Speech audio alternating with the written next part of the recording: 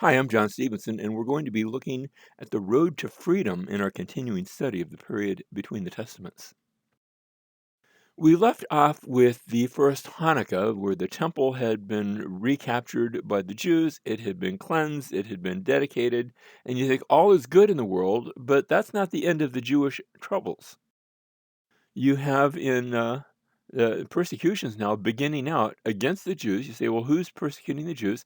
Remember, not all Jews are in favor of the temple being cleansed. There are those that have gone in the direction of various sorts of Greek customs, even Greek idolatry sometimes, and so persecutions against them break out in Galilee, in Gilead, in Idumea, those areas around Jerusalem, not right there in Judah, but those outlying areas. And so Judah and his brothers all engage in rescue missions that are launched in all three of these directions. He leaves a garrison there in Jerusalem with instructions: you guys stay here and we'll handle this. The garrisons are hearing their successes and they think, well, we'll go out and find our own success too.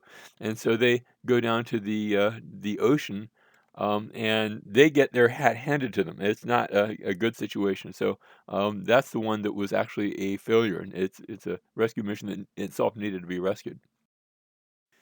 Antiochus the Fifth now is only 9 years old at the death of his father, Antiochus the Fourth, Antiochus Epiphanes, the one that the Jews called Antiochus Epimanes. Antiochus the madman had died, while in Mesopotamia, and so his son isn't with him. His son is back in Antioch, and Lysias remains the regent there for this 9-year-old boy.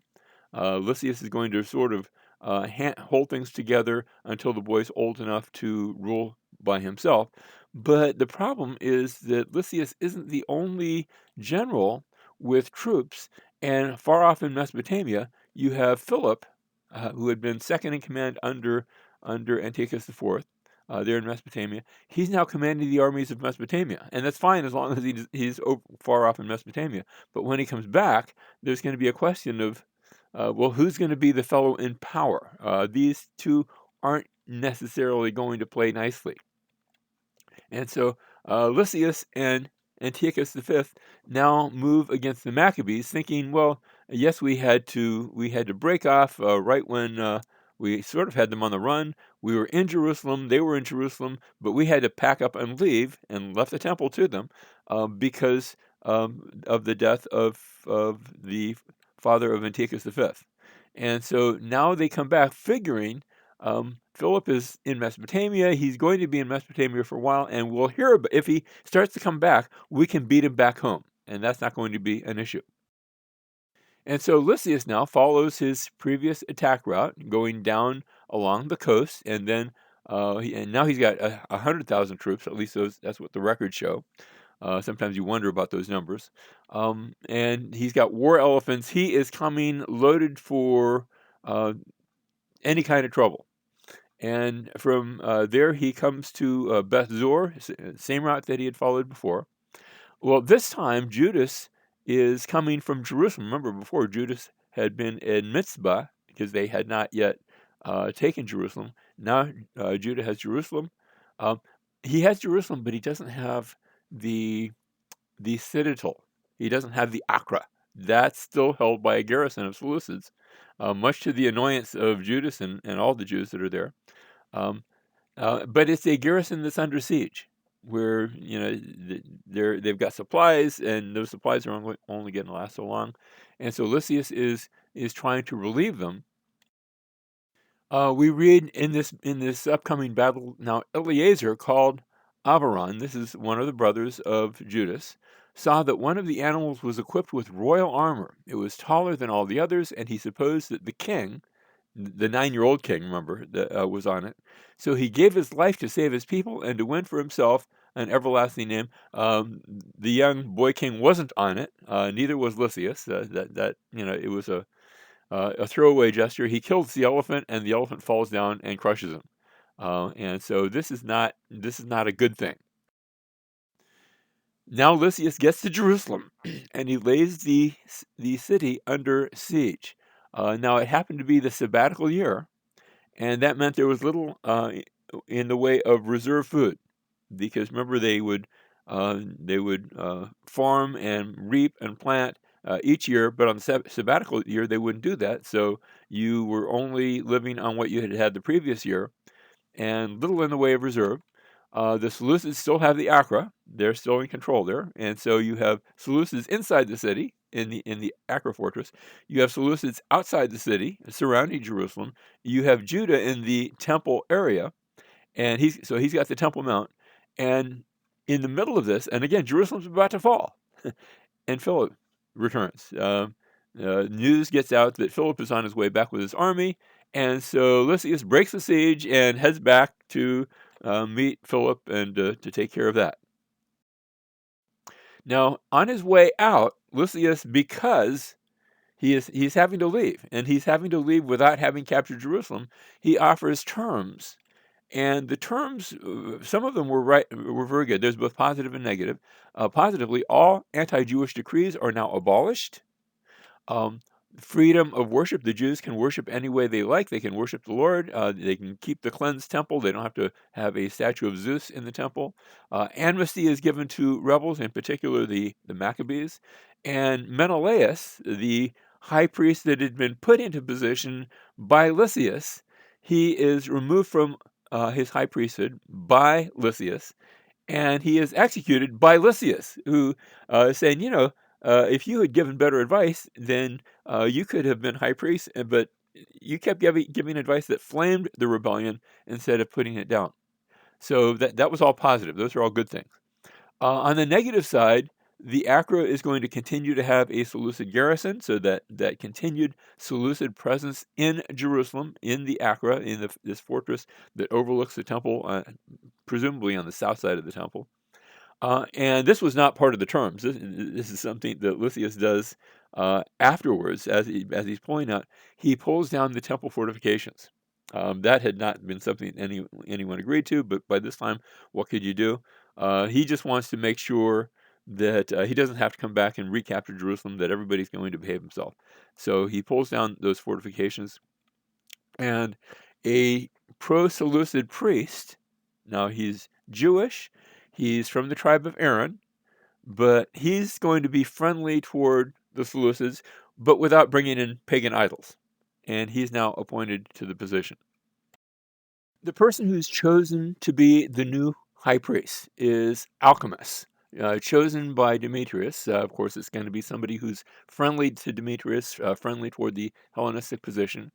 He's from the family of Aaron, but he's not from the tribe of, or the line, the family of Zadok. And that takes a little bit of explanation, because starting with the time of David and Solomon, they'd had high priests long before that.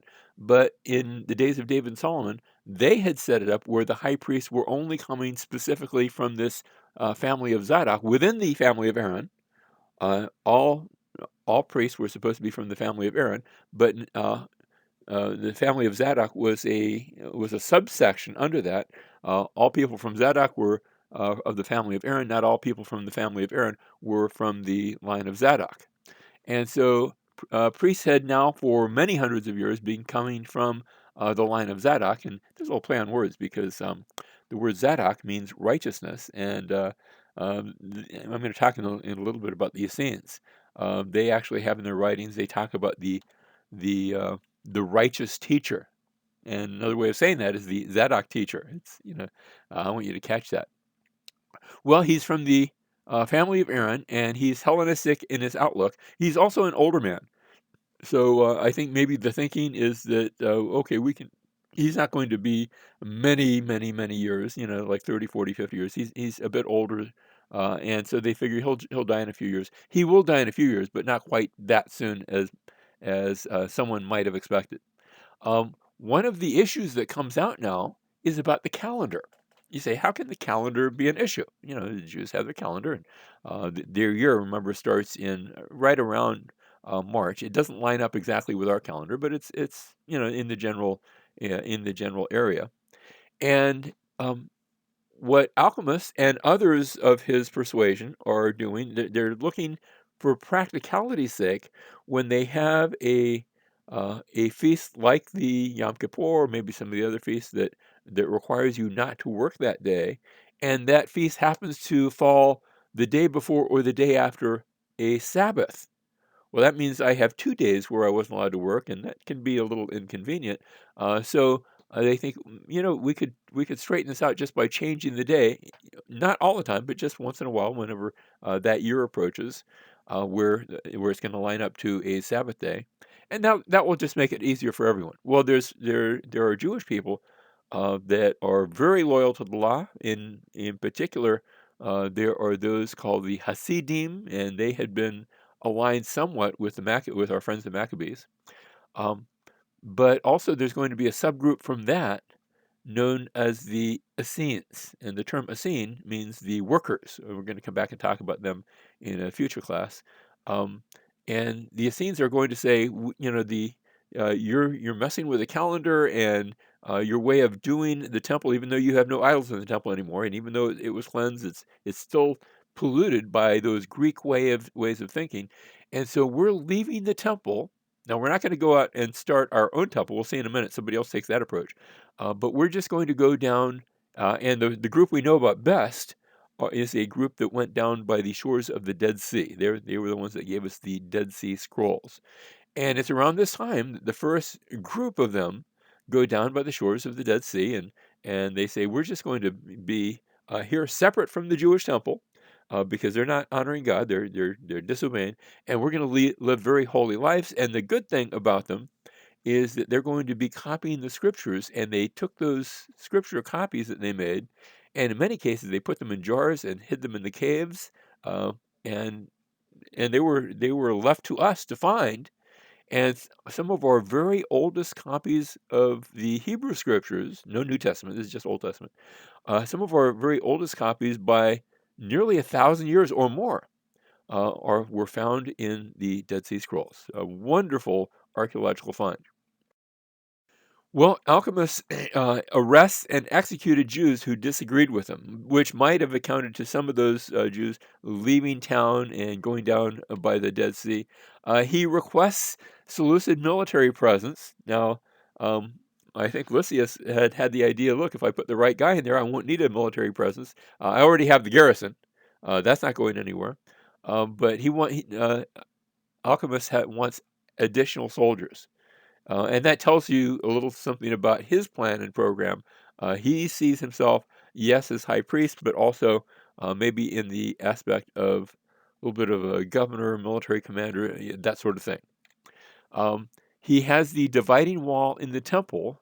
Now, that's not necessarily the same one that's going to be there later in Herod the Great's day. That might have been located in a different part. But there had been set up a dividing wall in the temple between Jews and Gentiles, and he has that pulled down. He says, no, we're not going to worship pagan gods, but we're going to have Gentiles in here. And again, that's considered very serious to the Jews who feel like they are called to be a separate and distinct people. Now, I said that we're going to see an alternate temple, and I have his family here. We've talked in the past about Onias the second. He was, and then Simeon. Onias the second had been the one. Actually, he had been part of the godly line, and Onias the third, who had been murdered, and then his brother Jason had taken over the priesthood. But Onias the third's son now, Onias the fourth, and so this line represents the Zadok line of priests. What are they going to do? Onias IV does not go down to the Dead Sea. Instead, he finds refuge in Egypt under the Ptolemies. And so he goes down to Egypt and he requests, he said, the temple up there is off the tracks. We need to build a alternate temple. It's not just like a temple in isolation. Uh, there's an example of a temple that's built way down in southern Egypt at a place called, I think we talked about it earlier in this class, a place called the Island of the Crocodiles, Oxyrhynchus. And they had built a temple not to replace the temple in Jerusalem, but that had been because we can't make it all the way back up to, we're in southern Egypt. We're on the other side of the world, at least how they saw it. And so they had a place of worship there. Well, this isn't that. Ananias IV is seeking to build a temple in exile at the southern delta, which isn't all that far from the kingdom of Judah. And so this is trying to be a replacement temple, not just another alternate place of worship. And it doesn't really catch on. Yeah, some people go there.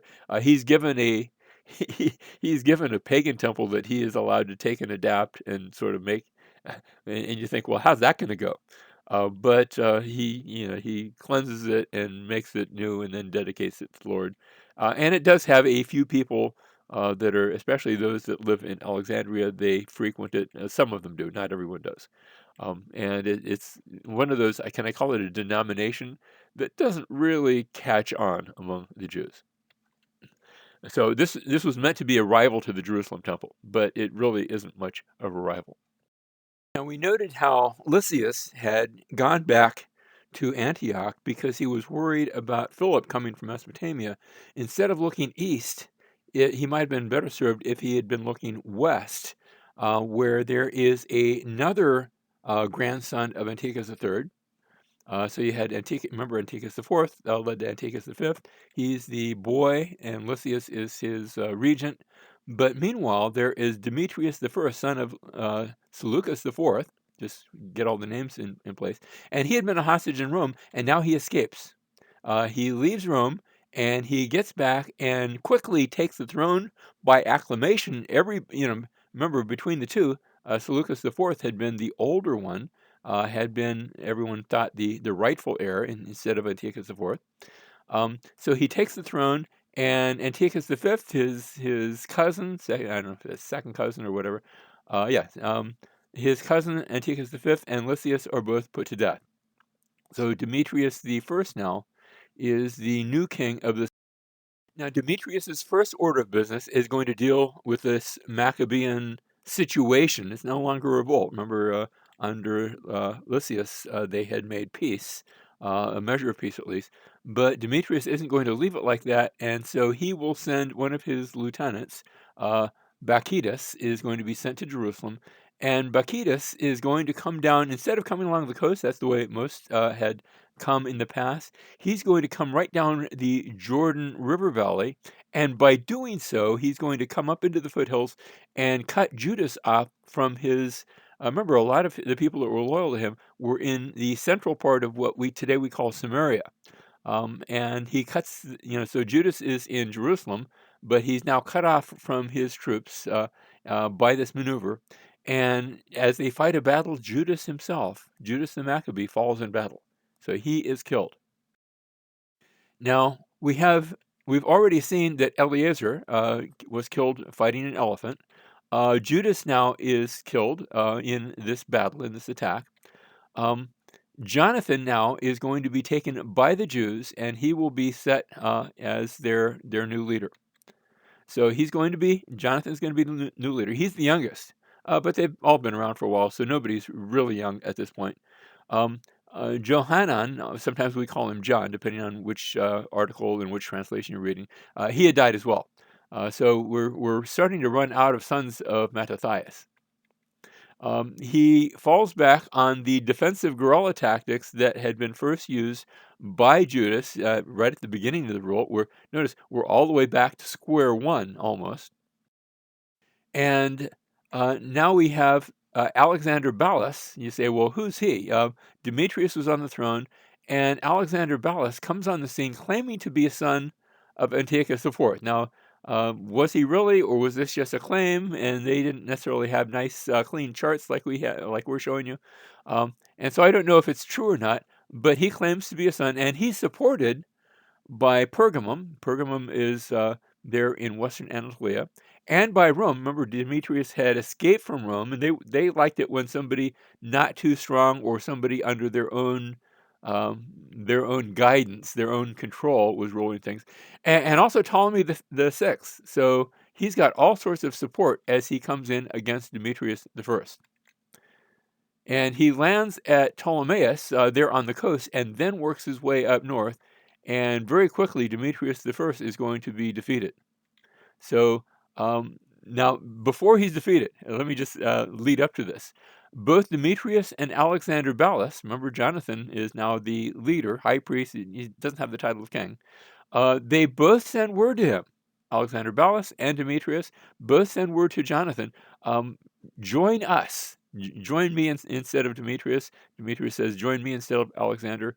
And he gets both offers, and because they are giving him permission, he gathers up an army because they say we're here to be your friends, um, and so he says, "Good, your friends don't stop you from taking your own territory." And he retakes Jerusalem and raises an army, and he takes for the first time the Acra fortress.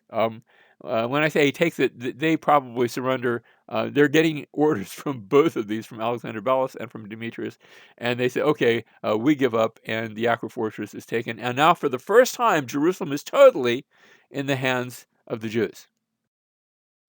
Now, here's a letter that Alexander Ballis writes. Notice, to his brother Jonathan. He means that in a respectful way, not my literal brother. We have heard about you that you are a mighty warrior and worthy to be our friend, and so we have appointed you today to be the high priest of your nation. So remember, there had been, well, actually, we had the death of Alchemus, but now Jonathan is made the high priest. So we have appointed you today to be the high priest of your nation. You are to be called the king's friend, and you're to take our side and keep friendship with us. And he also sent him a purple robe and a golden crown. All the accoutrements, not just of a high priest, but of a king. And so that's the subtext that's here. Jonathan then, and with this action, Rome is now going to recognize the Jewish state of Israel. Or they're going to call it Judah instead of Israel. But the Jewish state will now be recognized by Rome. Now, that's not saying that Rome has an alliance, and if you get attacked, we're going to come help you. And that's not it. But they are saying, yes, we recognize that you are the leader. I'm not sure if they're going to use the word king quite yet. You're the leader, you're the high priest, and you're not under anybody else's authority, but you can be our friends as well. That's sort of the idea. And so Alexander Ballis now is, remember, the Ptolemies had originally supported him, but once he's in power now, he finds himself in conflict with the Ptolemies, and he's killed in battle against them. And he leaves an infant son. It's always about the infant and the regent. And Tryphon claims to be regent. He's a new sort of general in waiting. And Tryphon arranges a meeting with Jonathan. Here, you're going to be our friend, and let's sit down like friends and talk it all out. And it is a trap. Jonathan goes to the meeting and is murdered at the meeting. So Jonathan, not the last of the Maccabean sons, but there's only one left. So we have Jonathan that's now been killed, and Simon is now installed as the high priest. Um, and the kingdom of Judah is being recognized, even though their leader, their high priest, was killed in this trap. They are still recognized as independent, and Simon's actually going to begin perhaps what we could classify as a bit of a golden age. So Jonathan's dead, Simon's the last, and it will be his descendants now that will continue in that reign of the Hasmoneans. But he's now high priest. We read 1 Maccabees chapter 13, verse 41. In the 170th year, that's after Alexander, the yoke of the Gentiles was removed from Israel, and the people began to write in their documents and contracts in the first year of Simon, the great high priest, and commander and leader of the Jews. So notice, not king, but commander, leader, high priest. He holds those titles. We continue. Those who were in the citadel at Jerusalem were prevented from going in and coming out to buy and sell in the country. That was we're seeing the citadel is going to be overcome. So they were very hungry, and many of them perished from famine. Then they cried to Simon to make peace with them, and he did so, but he expelled them from there and cleansed the citadel from its pollutions. And from now on, the citadel, the Acra fortress, is now going to be the possession of the Jews, and Jerusalem will be completely Jewish, run and ruled by the Jews. In closing, the land had rest all the days of Simon. He sought the good of his nation. His rule was pleasing to them, as was the honor shown him all his days. To crown all his honors, he took Joppa for a harbor. If you go look at the coast of Israel, it doesn't have much in the way of harbors. Joppa is one of those, not really a natural harbor, but it'll serve. And so that's taken and made a Jewish possession, and opened the way to the isles of the sea. He extended the borders of his nation and gained full control of the country. He gathered a host of captives. Think about the language of the book of Judges, leading captivity captive. That's sort of the idea here. He ruled over Gazara and Bethzur and the citadel, and he removed its uncleanness from it, and there was none to oppose him. They tilled their land in peace. The ground gave its increase, and the trees of the plains their fruit. Old men sat in the streets. They all talked together of good things, and the youths put on splendid military attire. He supplied the towns with food and furnished them with the means of defense until his renown spread to the ends of the earth. He established peace in the land, and Israel rejoiced with great joy. And notice this last line: all the people sat under their own vines and fig trees. Now that's actually a line that you see both in 1 Kings chapter 4 verse 25 to describe the days of Solomon, and also prophetically in the book of Micah chapter 4 verse 4, where there will come a day when everyone will sit under his own vine and under his fig tree, and that's a picture of the ultimate prosperity. And they are saying here it took place. By the way, I don't think that's the final fulfillment of that prophecy. I think there's a future fulfillment, but that's okay. I want you to see the ones that have been fulfilled. And they looked at this as a fulfillment of Micah chapter 4 verse 4. All the people sat under their own vines and fig trees, and there was none to make them afraid. And so for a time there was peace in the kingdom of Judah.